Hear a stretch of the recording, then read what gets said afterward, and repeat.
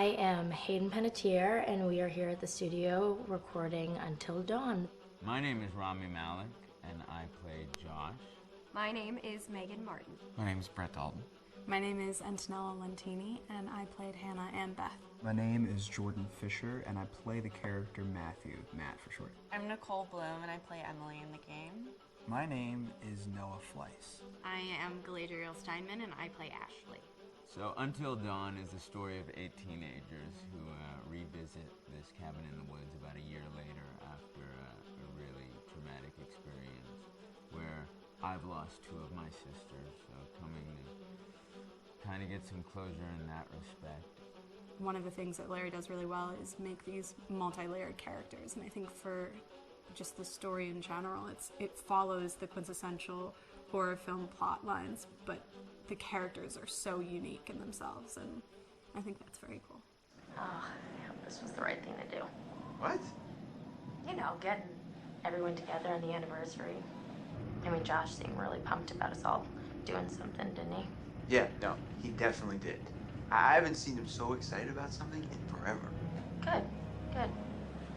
Sam and I have a few things in common, such as being huge lovers of animals, and she's a huge animal lover. She's vegan. She is a pacifist. I'm not quite sure if I'm gonna go as far as saying that I'm a pacifist, but she's spunky and cool. I know that she, I think, is made fun of a little bit by the rest of them who think that her morals and her beliefs in that area are a little ridiculous and they don't agree with them, but she doesn't care. It doesn't stop her from being herself, and that's something that I hope I have in common with her. You know, he definitely can be depressed at some times and a bit of a loner, but he takes some solace in one of his sister's friends, Sam, played by Hayden Panettiere, and invites everybody back to the same house the next year to kind of find some closure. Jessica she has a whole lot of personality. She is definitely the sort of mean girl character that, you know, at school she knows she's pretty, she knows that boys like her, and she's gonna use it to her advantage. He's got a big heart, and you can tell that that's very evident, especially how he treats his girlfriend, Emily, and, you know, he's kind of a meathead, but in the best way possible. She really knows what she wants, and she manages to get that from whomever it is, whether it be Matt or Mike. You know, she's really driven, and I can definitely relate to that. My character is Chris, and he is what society might consider the nerd of the group, and he kind of embraces it. Ashley she's a little more serious than some of the other girls. She's definitely very intelligent and thoughtful. She kind of looks at the whole big picture of things. She's not quite as geeky as Chris, but they connect in a lot of ways. Mike is like big guy on campus. He's the class president who has some charm and has a brain, and I don't know, people seem to like Mike. He gets away with a lot though. He can be kind of jerky. The fact that he really just kind of wants everyone to be happy. I mean, he's a people pleaser, and I can definitely attest to being, you know, that guy. I'm always the friend that wants everybody to be happy and wants everybody to be taken care of, and that's definitely Matt. But also, like, this character is just so fun. I rarely get to play the bitch, and so it was really fun to do that. The spirit of things, seriously, what's wrong with you? I'm just trying to lighten the mood, Em. Don't be like that. Like what? The way you're being. You always get like this. I just think this is just the coolest thing to be a part of, and I just think it's going to take the world by storm. I really do. I think this genre is the wave of the future, and I think that once people see the potential behind it, of getting to interact with the drama that you're witnessing unfold in such a realistic way, that this is how entertainment's going to be from now on.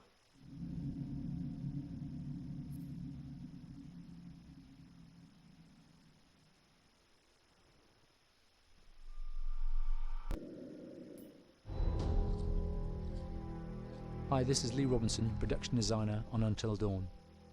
The production design for Until Dawn started with the great teen horror script that sets the characters in a Canadian winter mountain lodge, being a contemporary setting with visual clues derived from classic films of that genre, such as Hitchcock's Psycho and Stanley Kubrick's Shining. The storyboards are vital to the production design as it allows the designer to understand the scale of the environments to be made and the detail that would be seen to create the atmosphere of a horror. This took us into concepts that took these storyboards further, visualizing the world through the color palette, the lighting, tone and the mood, and developing key locations such as the lodge, the cable car stations, the forests themselves, the wilderness. As you can see, the environments and atmospheres change quite a bit from warm and inviting to cold and threatening.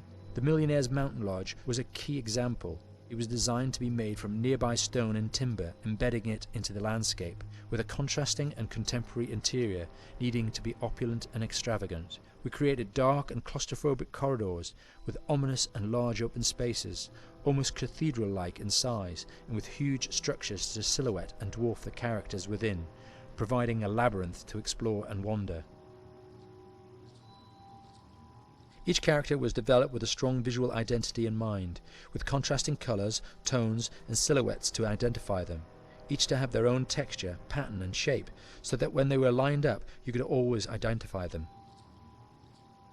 The costume designs allowed a range of clothes that would suit them for the cold winter weather, but also have an element of style and individualism, so that the audience could look at them and relate, recognizing themselves within them.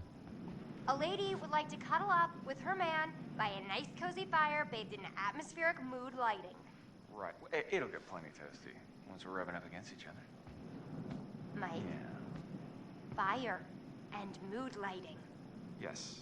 Working with the lighting artists, we really brought the look and feel of the world together, and this required a thorough understanding of the visual language of teen horror. A key scene was where all the characters emerge out of the rear of the lodge chasing Hannah. A contrast is evident straight away from the exterior wilderness to the warmth of the lodge. The attention to character lighting here is through the bounce and rim lighting, accented colours and composition, creating characters that come from the dark into the light and back again with an emotional effect. Guys, there's someone outside. What the hell? Hannah! What's going on? Where's my sister going? It's fine. She just can't take a joke. It was just a prank, Han.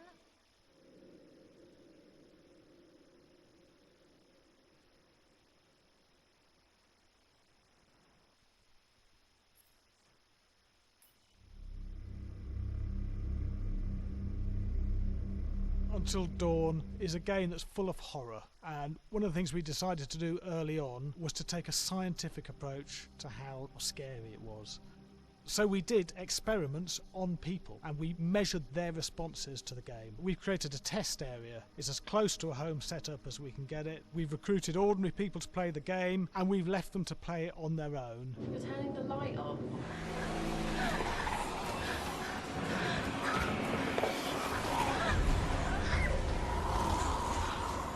The only difference is it's rigged with cameras and microphones that relay the data through to the next room where people are watching them play.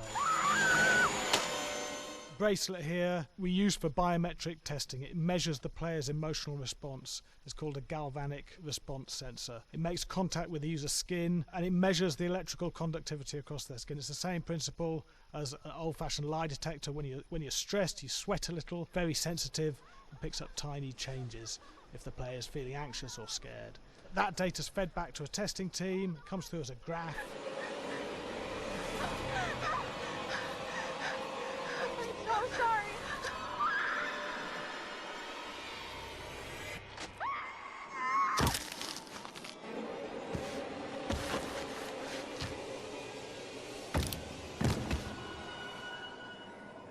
There's no point testing one or two people, you have to test a lot of people. What's your step?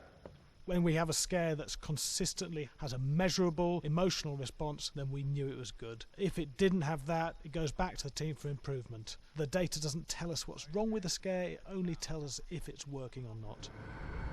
Wait, okay, so you hear that too, right? Josh, Here we have a chapter relatively early in the game. Weirdly regular. Nothing regular about it. We have to create tension and anxiety in the player so they are ready to receive the scare.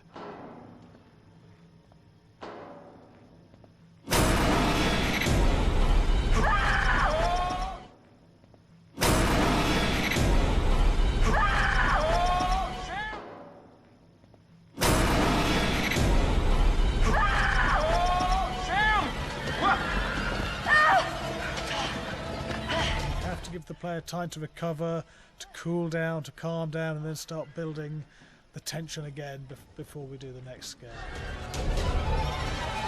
Hey. What?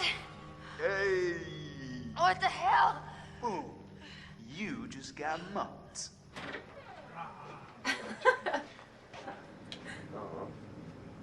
Yeah, I have such an adrenaline high from that game. There's two things we found. One is we could look at the scares, analyse if our expected scares were working effectively. Were people shrieking and covering their hands, or were they getting an emotional response from it? And being scientific about it means that we strip out people's opinions about whether things are working or not. We've got data, and we look at the data. If it's working, we're happy with it. Really scary.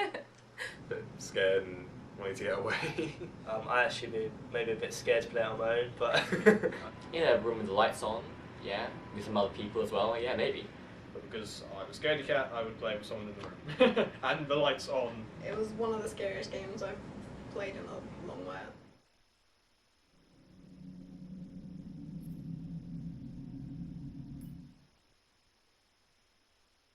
Hi, Larry. Hey, Graham. Hi, my name is Graham Resnick. I'm a filmmaker, writer, director, sound designer, and I started working with Larry Fessenden about 10, 15 years ago through my friend Ty West, who I grew up with, and have done a lot of sound design with on his films.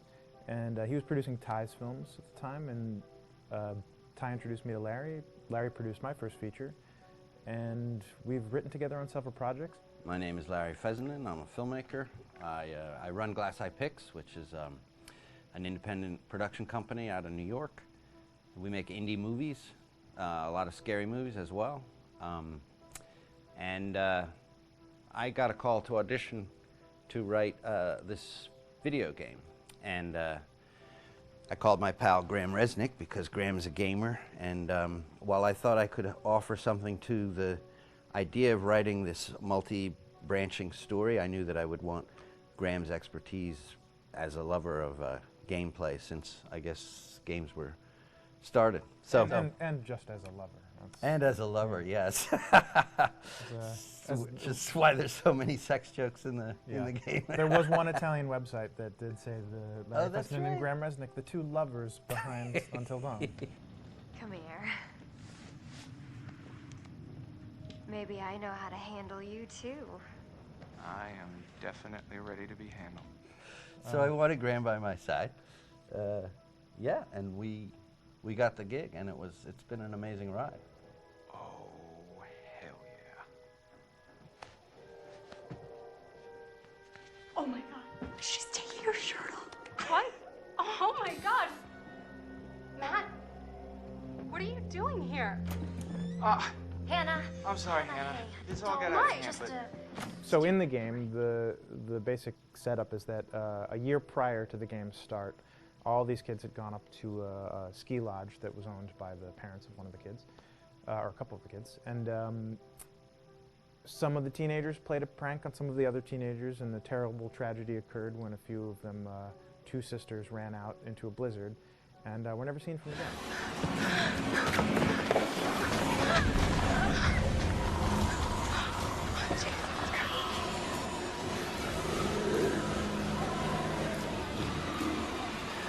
So now, a year later, this is kind of torn apart, this group of friends. They've gone through some trials and tribulations in the past year. The brother of the two girls has had a lot of psychological issues, and to kind of help him cope and help them all get over it, they all returned to the lodge a year later, back up on the mountain.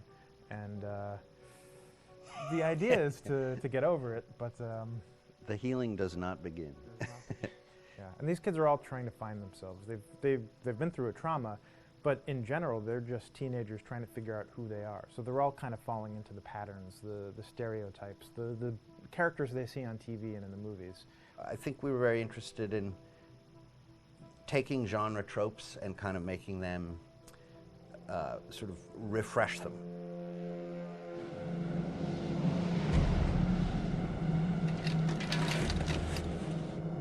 Hey, did you see that?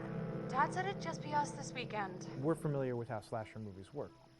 Most people have seen some horror movies, and we have established notions and preconceptions about the roles of the players in horror movies and how they talk and how they get killed and how they have sex. And to bring you into the game that way and then subvert a lot of those expectations is kind of our goal. They're haunted by some incident that happened in their past, which I think you pretty much figure out that that's going to have a role in their interaction. Yeah, so I think what was fun was we take some sort of stock characters and we try to give them some shape, but at least at the beginning they're recognizable in the way of groups of friends. There's the jock and the bitchy girl and the rivalries between everyone. And oh my gosh, and really fun characters too. We just had so much fun living in the minds of these characters through writing the script. What do you think? Jesus! It was fun. I think we were looking to get that kind of banter that you see both in movies, but also that you absolutely have with friends and sort of those inside jokes. And of course, as writers and as friends ourselves, we sort of developed little tracks and we try to give the characters that kind of vibe.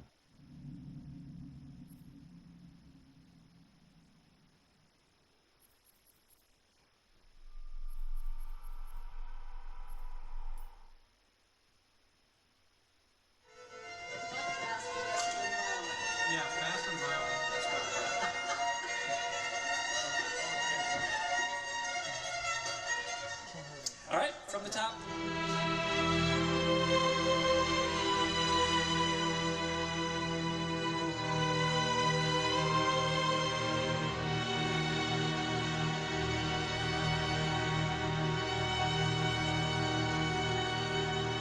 My name is Jason Graves, and I'm the composer for Until Dawn.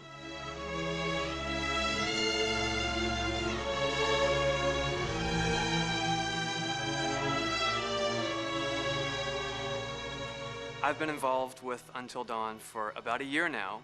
Originally, I was contacted by Barney Pratt, the audio director.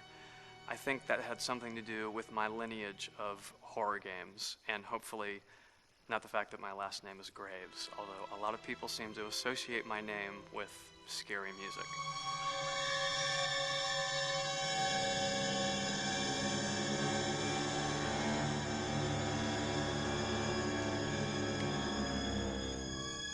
One of the things that was really exciting about working with Barney and the team at Supermassive is they really wanted something unique for the music. They wanted the music to stand out and be a character on its own in the game.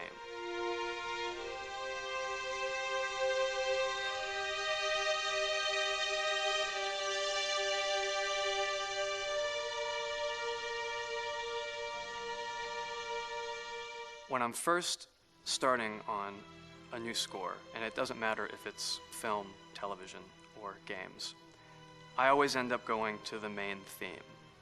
Sometimes the developer or producer isn't even necessarily interested in the main theme at the beginning. I just want to do it for myself, because for me, the main theme is the identity of the game.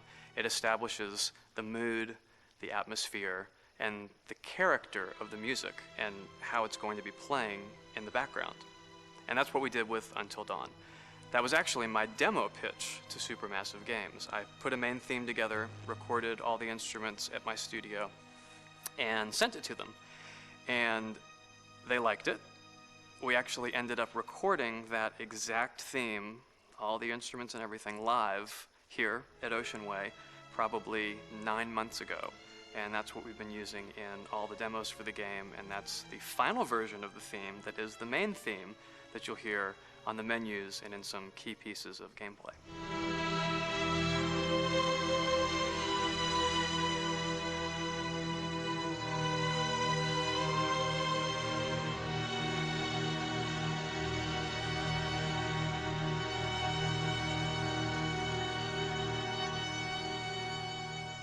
I seem to have made a name for myself in horror. And there's something about scary music. I think it's maybe the lack of rules. The biggest rule in scary music is there are no rules, so you can do anything you want, and actually, if you end up doing things that don't feel like they would work out together, they kind of clash, and it ends up being even more effective for scary music. So that's what really drew me to Until Dawn, was the textures, plus writing thematic material that is interwoven with the scary textures. I haven't really done anything like that before. Usually it was just all tension all the time, and that's fun and it's great. But I'm actually at heart a very melodic composer. That's the kind of music I love listening to, and that's the kind of music I love writing. That's the kind of music I got to work on in Until Dawn. Very nice. Same thing.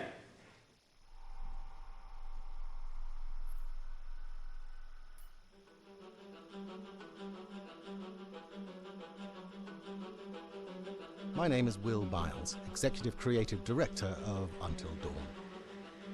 The first part of getting a believable facial performance in-game is to capture, topographically, the actor's range of emotional expressions as separate versions of the same head.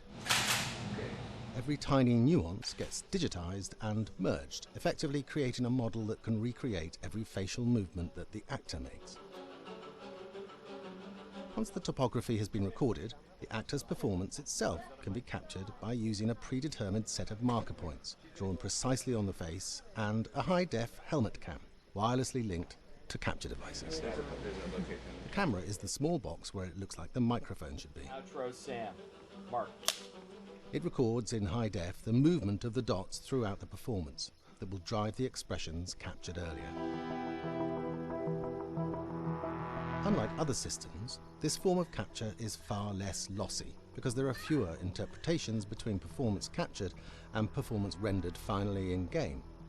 The audio is also recorded via two separate lavalier mics attached to the helmet. It takes a while for the actors to acclimatize to carrying around the recording devices and the helmet cams, but very soon the shoot becomes similar to any other effects shoot or a green screen shoot. The actors in these scenes are only recording facial animation, but use cursory body movements for pacing. Wait, and maybe we should all stick together and find everybody, make sure they're all okay, so... 1-1, the year before the prank. Take 2, Mark. Other than the other actors, they have to use their imagination for everything and everywhere that they are supposed to be seeing and feeling. Idiot! So dumb! From a hot midday studio in Los Angeles to a freezing midnight mountain in British Columbia.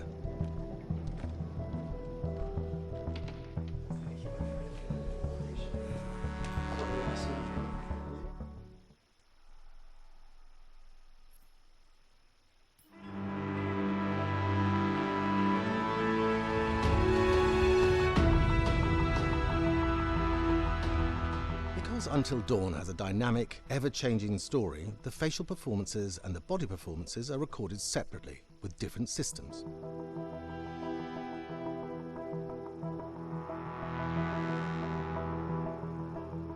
With the body capture, we use reflective bead suits and an infrared camera matrix system that drives the CG bone hierarchies in our character models. These performances cover everything from character locomotion, scene-specific performances, and stunt work, most of which was recorded at studios in Pinewood and Shepperton, near London. Anna! Hello? Combining all the elements seamlessly in the final game becomes a formidable editing and logistical task. Every variation, both physical and emotional, must be combined in these multi-edits. Scaffolding props have to stand in for the sets, because the hundreds of infrared cameras have to be able to see all of the reflective beads on the actor.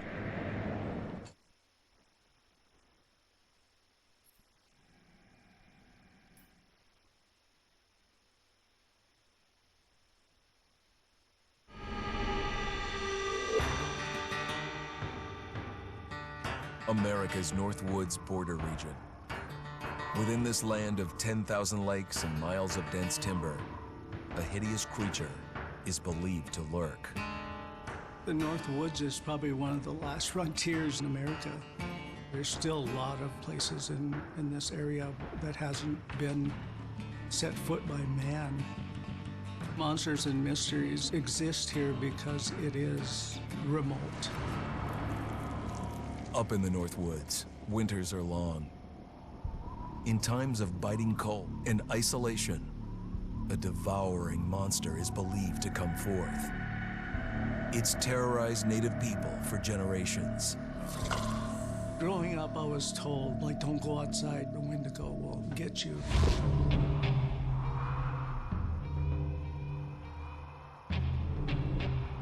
Among the traditions of the northern Algonquin tribes is the Wendigo, a monster that can seize hold of a person to carry out its hunger for human flesh. Many Native Americans fear even talking about this Wendigo, and even the mention of the name will let the Wendigo find out where you are, and it will open you up to be possessed by this Wendigo. The most famous case of a Wendigo possession took place in 1879. In the deep woods outside of Edmonton, Alberta. Swift Runner, a Cree Indian, was a trapper and a guide. He had left town the previous autumn with his wife, 6 children, and his mother. But when Swift Runner returned in spring, he was alone.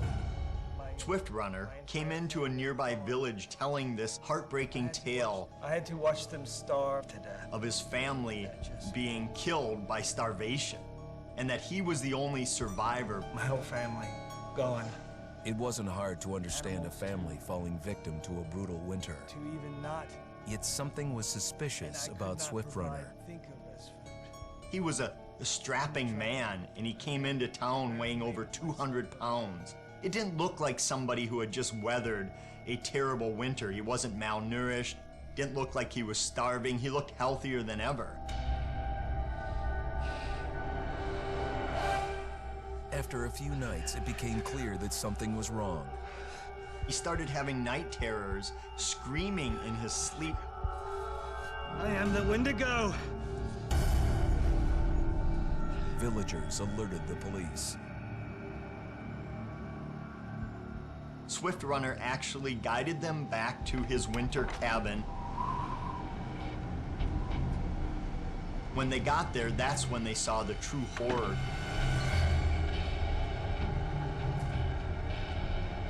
Human skulls were scattered around, many bones, some of which had been snapped in half, and the marrow inside had been drained.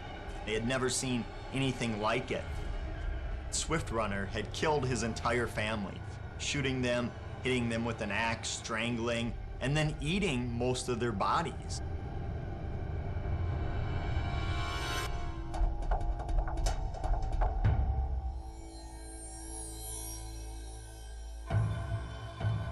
Right up until the moment the noose was on his neck, Swift Runner swore the evil spirit of the Wendigo had possessed him and twisted him into a cannibal killer. When he was on the gallows, Swift Runner himself said, "I am no longer a man."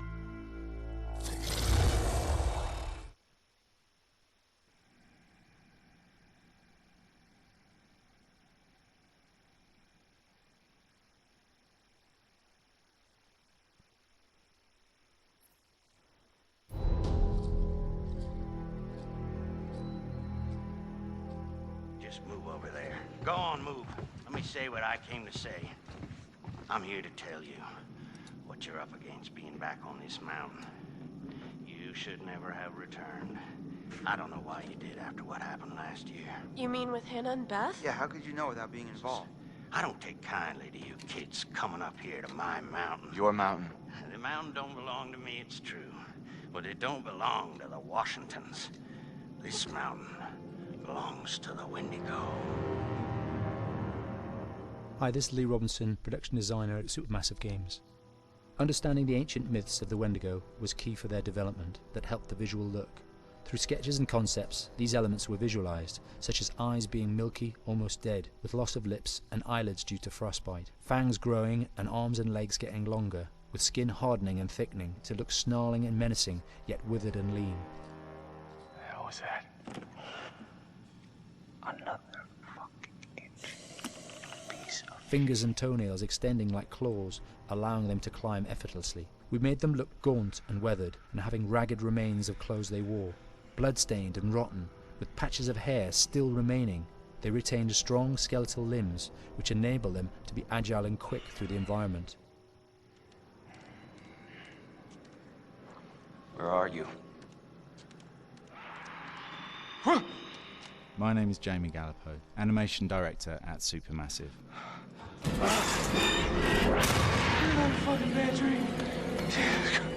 The overall direction on the creature was to be very strong, to be extremely fast. We wanted a spider-like movement to the creature. 1 minute scampering to leaping and then crawling, almost instantaneous. And finally, we wanted the creature to have this real, uncontrollable thirst for flesh.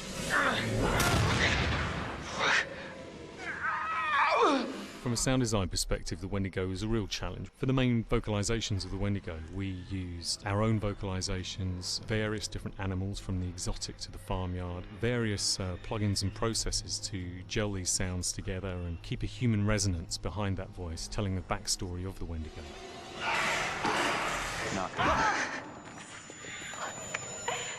During the chase sequences, the anger of the Wendigo is felt by encircling breaths, screams and screeches that essentially chase you as you're being chased by the Wendigo.